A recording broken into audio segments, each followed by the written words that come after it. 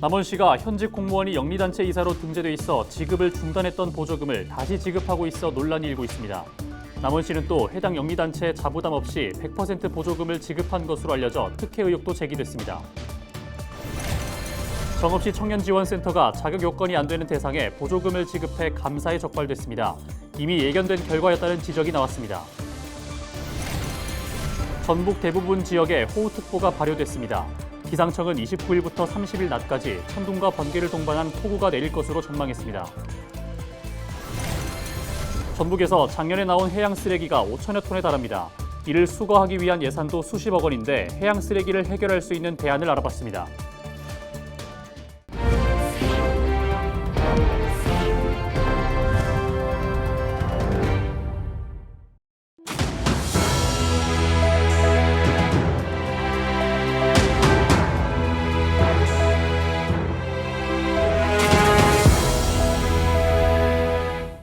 시청자 여러분 안녕하십니까? 헬로티비 전북뉴스입니다.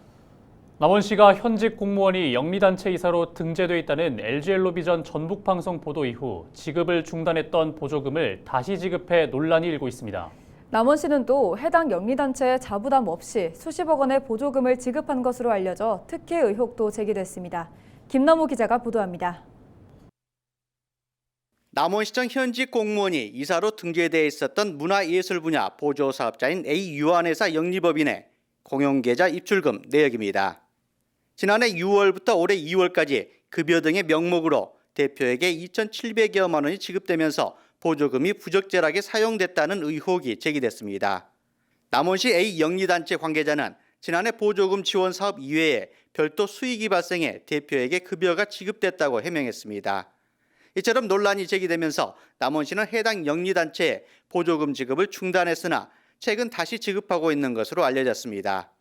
또 이 영리단체의 경우 자부담 없이 보조금을 사용한 것으로 알려져 특혜 의혹까지 제기됐습니다. 많은 사례를 보면 문화예술 민간단체 보조금 지원 사업 추진 시 영리 목적을 띠는 단체 또는 개인을 배제하고 있습니다. 남원시의 특정 단체에 대한 특혜 의혹을 지울 수가 없습니다. 자치단체들은 공익활동을 목적으로 하는 법인이나 단체를 보조금 지급 대상으로 제한하고 있습니다. 또 보조사업 진행 과정에서도 일정액은 자부담하도록 하고 있습니다.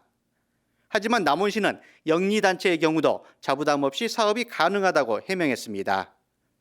저희가 민간 보조사업의 경우는 보조금 관리에 관한 법률에 따라서 사업자를 사전 공모에 의거 선정을 하여 추진을 합니다.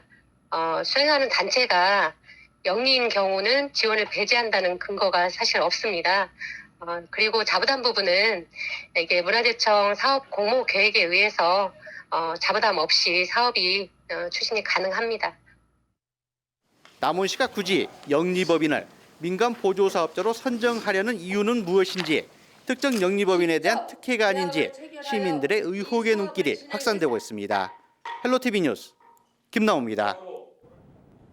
자격 요건이 안 되는 대상에게 보조금을 지원한 정읍시 청년지원센터가 최근 정부 감사에 적발됐습니다. 그런데 이런 결과가 이미 예견된 일이었다는 지적이 나옵니다. 정명기 기자가 취재했습니다. 정읍시가 민간 법인에 위탁해 운영하는 정읍시 청년지원센터입니다. 이 센터는 지난해 정읍시의 지역 주도형 청년 일자리 사업을 수행했습니다. 신성장 산업 전문 인력 양성과 과학기술, 정보기술 산업 활성화를 위한 지원 사업 등에 투입된 예산은 약 6억 원. 그런데 이 법인은 서로 다른 사업에 참여한 3명에게 중복 지원한 사실이 정부 감사에서 드러났습니다. 이미 창업해서 지원 자격 요건이 안 되거나 다른 지원 사업에 참여하고 있는 사람들을 또 선정한 게 문제가 된 겁니다. 이들에게 부적절하게 지급된 혈세는 4,700만 원이 넘습니다. 담당자가 사업 지침에 대한 이해가 부족했다는 게 정읍시 해명입니다. 정읍시는 이에 따른 보조금 반환을 9월까지 완료하겠다고 밝혔습니다.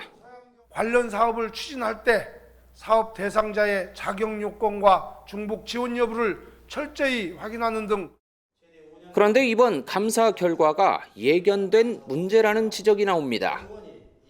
해당 사안과 관련된 문제는 작년 행정사무감사에서도 지적되었고 시민분들께서도 많은 민원을 제기하신 바 있습니다. 또 다른 지적도 나옵니다.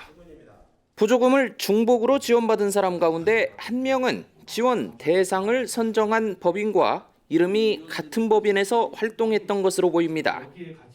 지역만 다르다 뿐이지 한 명은 정읍에서 다른 한 명은 다른 지역 법인에서 소장직을 맡았던 정황이 확인됩니다. 단 3개월 만에 타 지역 청년에게 우리 시의 3개 청년 사업이 지원됐다는 것입니다.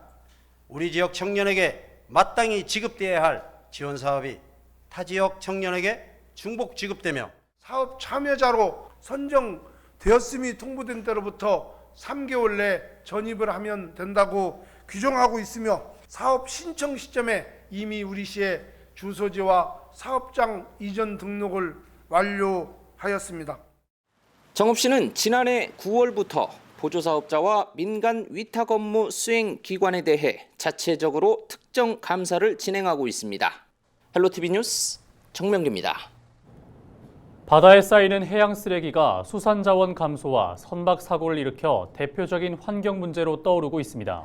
전라북도도 매년 해양 쓰레기 수거에 수십억 원을 들이고 있는데 이를 근본적으로 줄일 방안은 없을까요? 이나라 기자가 보도합니다. 바다에서 건져 올린 쓰레기를 모은 자루가 높이 쌓입니다. 보름여 동안 고창 90호 연안에서 수거한 해양 쓰레기인데 그물과 같은 어구가 대부분입니다. 1년에 한 100톤에서 150톤 정도 나옵니다. 고창군만. 네. 이런 폐어구들이 바다에 쌓이면은 이제 어류들이 걸려가지고 다 죽겠죠. 이런 해양 쓰레기가 전북에서 작년에만 5,400여 톤이 나왔고 계속 늘고 있습니다. 쓰레기 수거와 처리 예산도 마찬가지로 증가했는데 작년에는 60억 원이 넘게 들었습니다. 정부에서 내놓은 대안은 생분해되는 그물로 일반 그물과 달리 바다에 버려져도 물과 이산화탄소로 분해됩니다. 가격은 정부와 지자체 지원을 받으면 일반 그물의 절반 정도로 어민 부담도 적습니다. 가격 대비해서 또 정부에서 보조해주는 그 가격 때문에 그물 어업값이 굉장히 적게 들어간다는 거. 그래서 많이 활용하는 것 같아요. 그쪽은 좀 물량이 좀 많이 남는다는 얘기를 좀 들었어요. 근데 우리 전라북도 고창 같은 경우는 항상 좀 모자라요. 비교적 일반 그물보다 잘 끊어져 수확량이 떨어지긴 해도 그물 가격이 싸서 수입에 큰 영향을 주지 않아 오히려 없어서 못 쓰는 상황. 전북도는 생분해 어구가 입소문을 타며 수요가 늘었지만 보급량이 부족하다고 말합니다. 이에 어구 지원을 늘리기 위해 해양수산부에 계속 요청한다는 입장입니다. 환경도 지키고 어민 부담도 줄인 생분해성 어구가 해양 쓰레기 감소 대안으로 떠오르고 있습니다.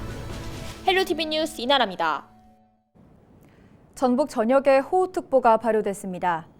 기상청은 29일 오후 6시 기준 전북 14개 시군에 호우주의보를 발효했습니다. 29일부터 30일 낮까지 천둥과 번개를 동반한 시간당 최대 60mm의 매우 강하고 많은 비가 내릴 전망입니다. 예상 강수량은 100에서 200mm로 많은 곳은 최대 250mm에 달할 것으로 보고 있습니다.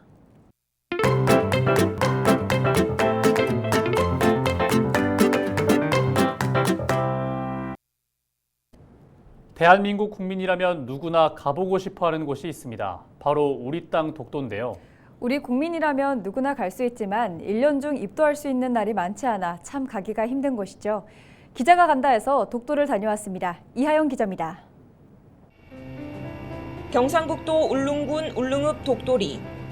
우리나라에서 가장 먼저 해가 뜨는 섬 독도입니다. 대한민국 국민이라면 누구나 갈 수 있지만 3대가 덕을 쌓아야 한다거나 하늘이 허락해야만 갈 수 있다는 말이 나오기도 합니다.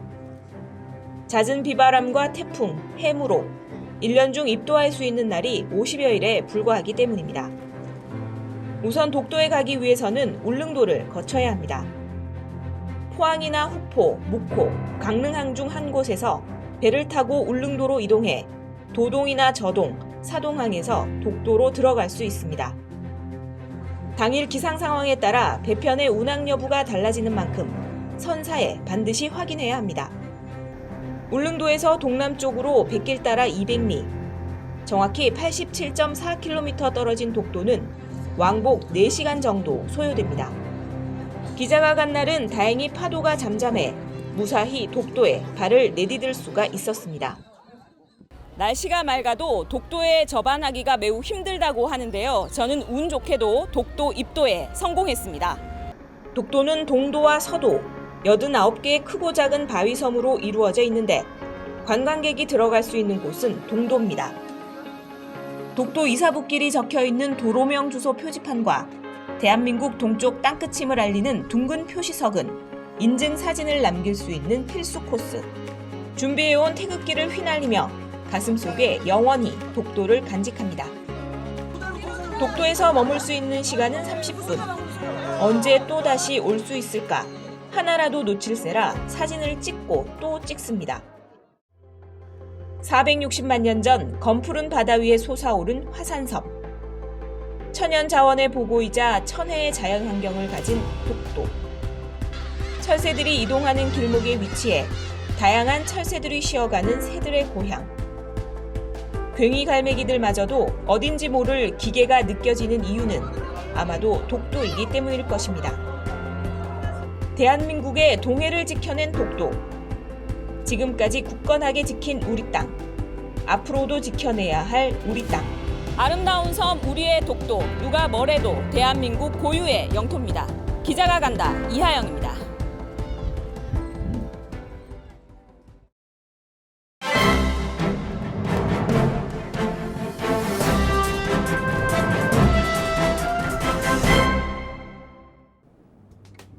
신문브리핑 전북일보 기사입니다.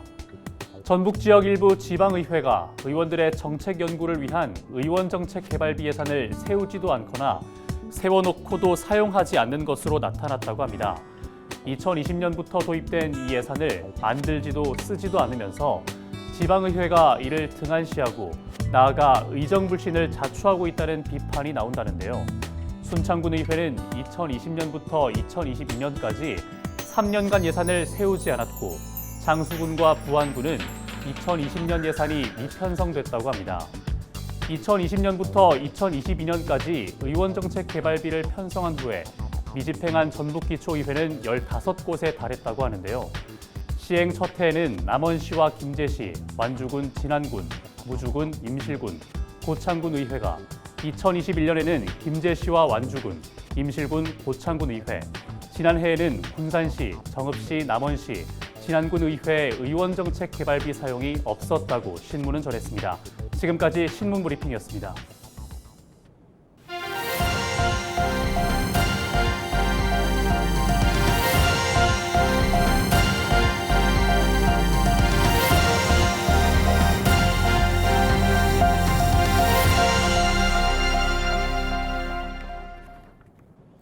순창군 발효관광재단이 관광산업 발전을 위해 지역 업체들과 협력을 강화하는 프로젝트를 진행합니다.